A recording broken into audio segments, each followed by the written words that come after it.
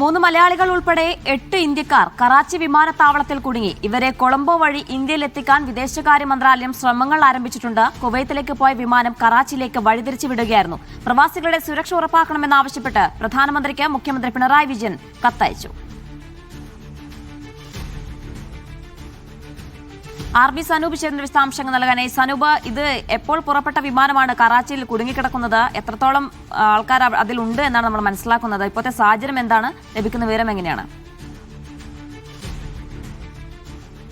ജീന, അസർബൈജാന്റെ തലസ്ഥാനമായ ബാക്കുവിൽ നിന്ന് ഷാർജ വഴി കുവൈറ്റിലേക്ക് പോകാൻ വേണ്ട എയർ അറേബ്യ വിമാനത്തിലെ യാത്രക്കാരാണ് ഇപ്പോൾ കറാച്ചിയിൽ കുടുങ്ങിപ്പോയത്. ഇതിൽ 8 ഇന്ത്യക്കാരുണ്ട്. അതിൽ 3 പേർ മലയാളികളാണ്. പാലക്കാട് കൊടുമ്പ് സ്വദേശികളായിട്ടുള്ള കൃഷ്ണദാസ് നാഗല്ലൂർ, അദ്ദേഹത്തിന്റെ ഭാര്യ എറണാകുളം സ്വദേശി ഡോക്ടർ രശ്മി മേനോൻ, അവരുടെ 3 വയസ്സുള്ള മകൾ സ്മൃതി മേനോൻ ഉൾപ്പെടെയുള്ള 8 ഇന്ത്യക്കാരാണ് ഇപ്പോൾ കറാച്ചി വിമാനത്താവളത്തിൽ കുടുങ്ങിയിട്ടുള്ളത്. സംഘർഷ സാഹചര്യങ്ങളെ തുടർന്ന് ഈ വിമാനം വഴിതിരിച്ചു വിടുകയും കറാച്ചി വിമാനത്താവളത്തിൽ ഇറക്കുകയുമായിരുന്നു. ഇപ്പോൾ ഇവരെ ഇവിടെ നിന്ന് അടിയന്തരമായിട്ട് തിരികെ എത്തിക്കാൻ വേണ്ട നടപടികൾ കൈക്കൊണ്ടിട്ടുണ്ട് നോർക്ക. ഈ നോർക്ക റൂട്ട്സ് ലോക കേരള സഭാംഗം വഴി ഇവരെ ബന്ധപ്പെട്ടിട്ടുണ്ട്.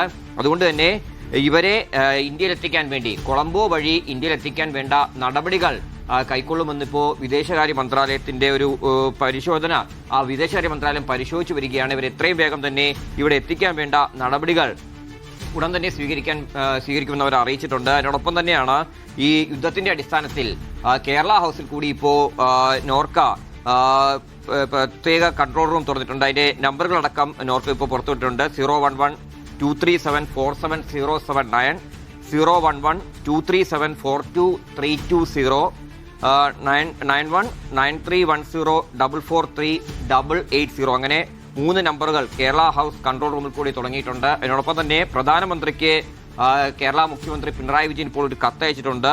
ഈ യുദ്ധത്തിന്റെ അടിസ്ഥാനത്തിൽ വേണ്ട പ്രവാസികളുടെ സുരക്ഷ ഉറപ്പാക്കാനും ആവശ്യമുള്ളവരെ തിരികെ എത്തിക്കാനും വേണ്ട നടപടികൾ എത്രയും വേഗം കൈക്കൊള്ളണമെന്ന് ആവശ്യപ്പെട്ടുകൊണ്ടാണ് പ്രധാനമന്ത്രിക്ക് ഇപ്പോൾ മുഖ്യമന്ത്രി കത്തയച്ചിട്ടുള്ളത്.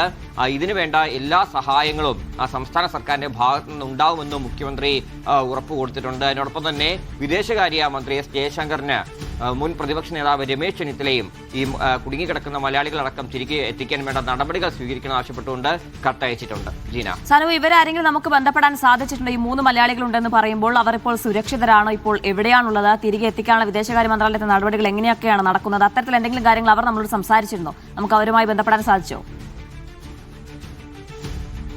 നിലവിൽ അവരുടെ നമ്പറൊക്കെ നമുക്ക് കിട്ടിയിട്ടുണ്ട്. പക്ഷെ അവരെ വിളിച്ചിട്ട് നമുക്ക് അവരുമായിട്ട് ബന്ധപ്പെടാൻ കഴിഞ്ഞിട്ടില്ല. നോർക്ക വഴി തന്നെയാണ് നമ്മളും അവരുമായിട്ടുള്ള ഒരു ബന്ധം സ്ഥാപിക്കാൻ ശ്രമിച്ചിട്ടുള്ളത്. നോർക്കയിൽ നിന്നുള്ള ഒരു അറിയിപ്പ് പ്രകാരമാണ് അസർബൈജാന്റെ തലസ്ഥാനമായ ബാക്കുവിൽ നിന്ന് ഷാർജ വഴി കുവൈറ്റിലേക്ക് പോകാൻ വേണ്ട യാത്രക്കാരായിരുന്നു എന്ന് മനസ്സിലാക്കിയത്. ഞാൻ പറഞ്ഞതുപോലെ 8 ഇന്ത്യക്കാർ ആ കൂട്ടത്തിലുണ്ടായിരുന്നു.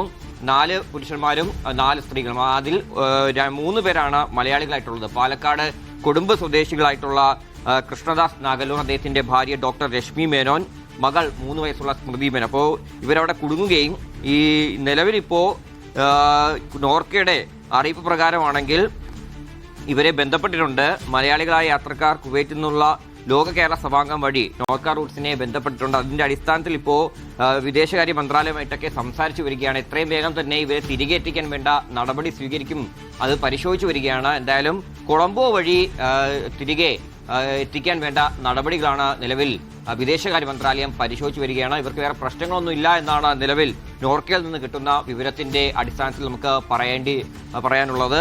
എന്തായാലും ഈ പലയിടത്തായിട്ട് ഈ വിമാനത്താവളത്തിലടക്കം കുടുങ്ങിക്കിടക്കുന്നവരിൽ മലയാളികളുണ്ട് എന്നിപ്പോൾ ഇതുവഴി പറയേണ്ടി വരും. കാരണം കറാച്ചിയിലാണ്. അപ്പോൾ അതിൻ്റെതായിട്ടുള്ള ഒരു ഭയം അവരുടെ ഉള്ളിലുണ്ടാകാം. കാരണം പാകിസ്ഥാനിലെ കറാച്ചിയിലാണ്. അപ്പം അതുകൊണ്ട് എത്രയും വേഗം അവിടെ നിന്ന് തിരികെ എത്തിക്കാൻ ഉള്ള ഒരു നടപടി വേണമെന്നാണ് അവർ ഈ ലോക കേരള സഭാംഗം വഴി നോർക്കയുമായിട്ട് ബന്ധപ്പെട്ടപ്പോൾ അറിയിച്ചിട്ടുള്ളത്. എന്തായാലും വിദേശകാര്യ മന്ത്രാലയവുമായിട്ടൊക്കെ തന്നെ നോർക്ക ബന്ധപ്പെട്ടുണ്ട്.